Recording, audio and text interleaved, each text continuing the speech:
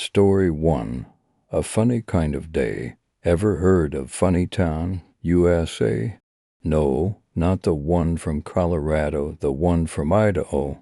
If you haven't, that's okay, because it's no longer there. It hasn't existed since the summer of 1968. Funnytown was an amusement park that only lasted for less than a month.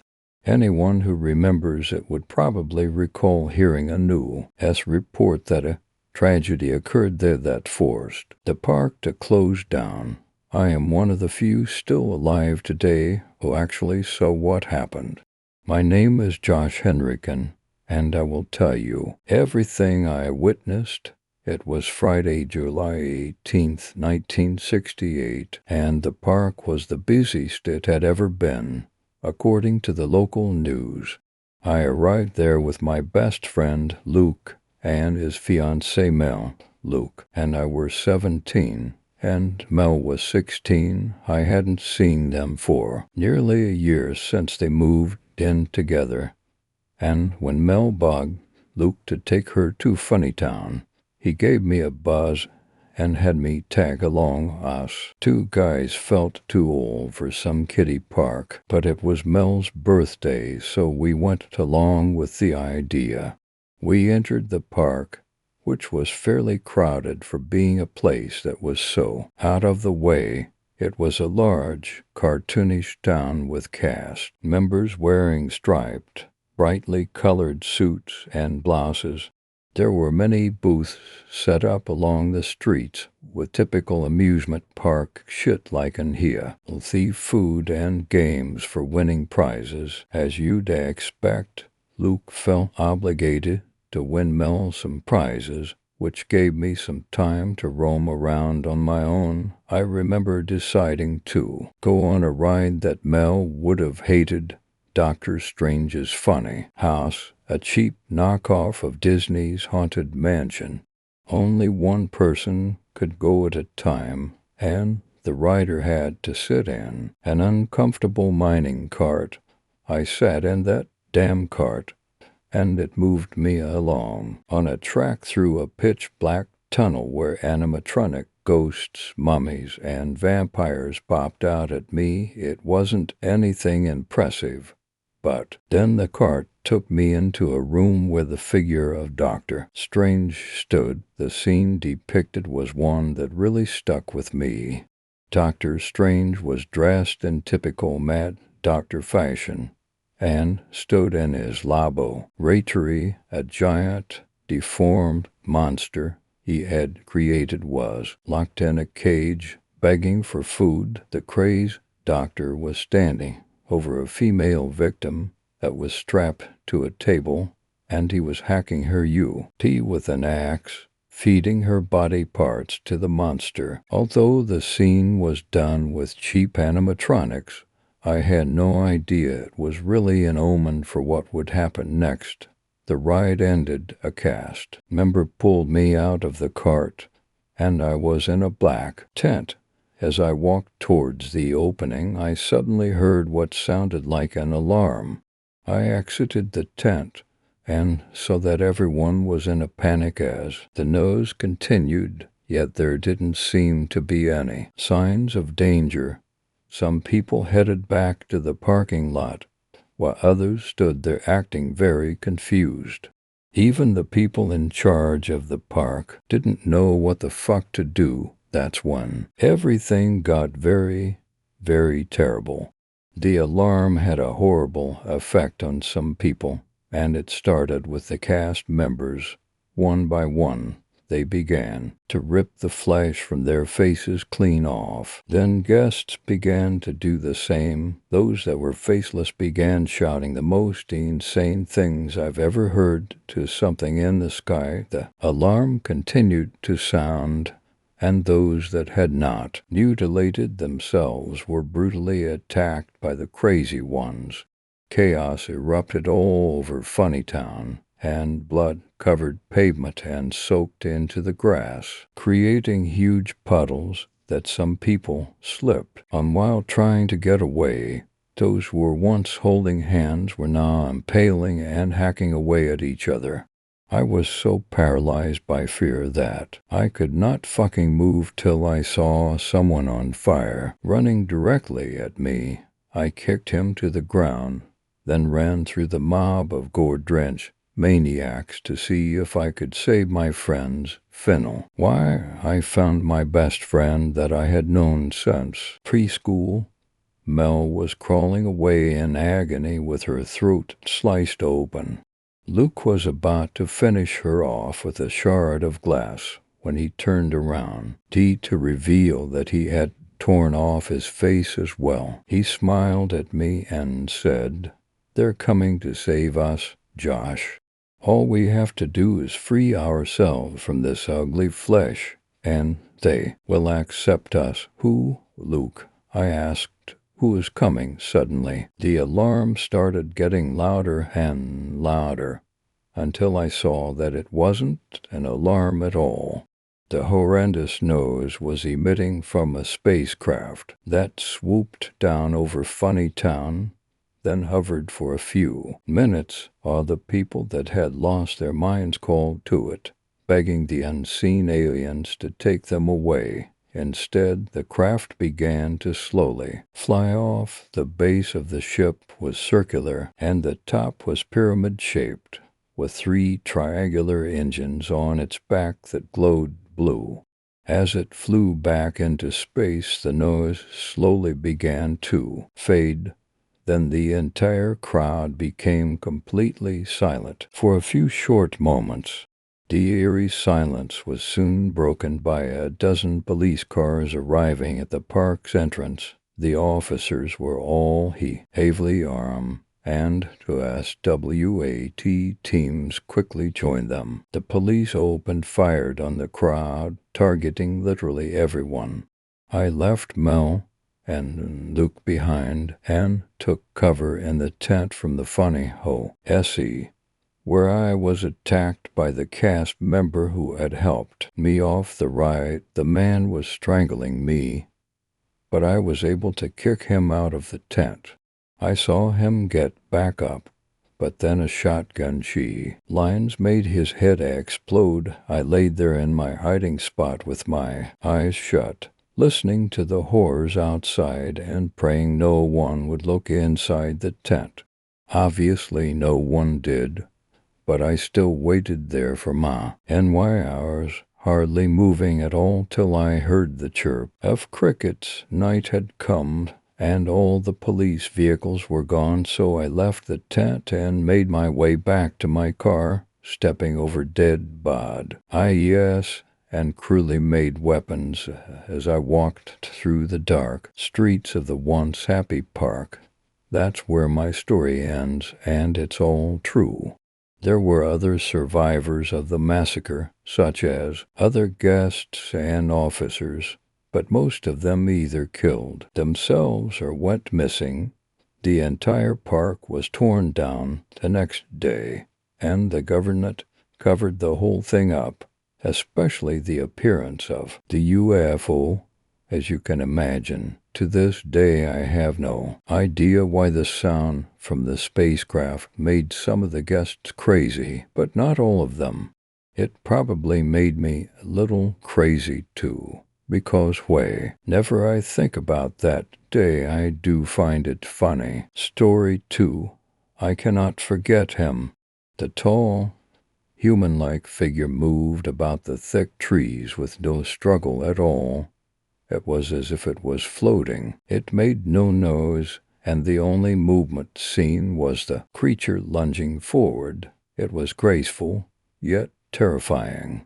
My eyes grew as I watched it skim over a frozen lake and back into the trees. I tried to make out its facial features, but I couldn't. Perhaps it was the fog or my lack of concentration.